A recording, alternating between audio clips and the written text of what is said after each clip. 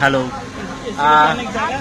ভেবেছিলাম ঈদের জার্নি কতটাই কষ্ট হয়, কিন্তু গুলিস্তান পর্যন্ত এসেও বুঝতে পারছিলাম যে আসলে কোনো হয়তো একটা প্রবলেম হতে পারে, কিন্তু যখন এদিকে আসলাম অনেকটা আসলে ভৌতিক ব্যাপারের মতো। ফেরিতে এসে দেখলাম একটা এসি গাড়ি একটা কি সমস্যার জন্য তার অনেকগুলো প্যাসেঞ্জার নেমে গেছে, যার ফলে আমরা সেই এসি গাড়িটাতেই উঠলাম। সত্যি ভাল লাগছে যে ব্যাপারটা আমরা ঈদে বাড়িতে যাচ্ছি ভেবেছিলাম কতটাই না ভোগান্তি বাঁধে। পিছনে একটা মুটু আছে, সে আবার এসি ছাড়া চলতে পারে না, সে এসি ঠান্ডা বাতাসে ঘুমিয়ে পড়ছে।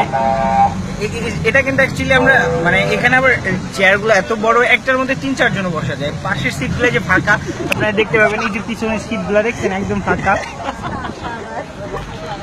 চাইলেই এভাবে তো ভাবলাম একটু মজা করেই যাই, বাড়িতে যাচ্ছি যেহেতু মজার জন্য, তাহলে তো মজা করা সাজে, কি বলেন?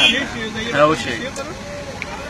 এই যে হচ্ছে টোটালি চেয়ার কোচ, সাইডে হ্যান্ডেলও দেখা যাচ্ছে কিন্তু টোটালি চেয়ার কোচ। হ্যাঁ, যা হোক, অনেক অনেক প্রত্যাশার আশা নিয়ে যাচ্ছি যে গ্রামে সবাই অনেক আনন্দ করব, মজা করব। তো আপনারা আপনাদের ঈদটাকে অনেক ভালোভাবে উপভোগ করেন, সেই শুভকামনায় আজকের মতো আল্লাহ হাফেজ। হ্যাঁ,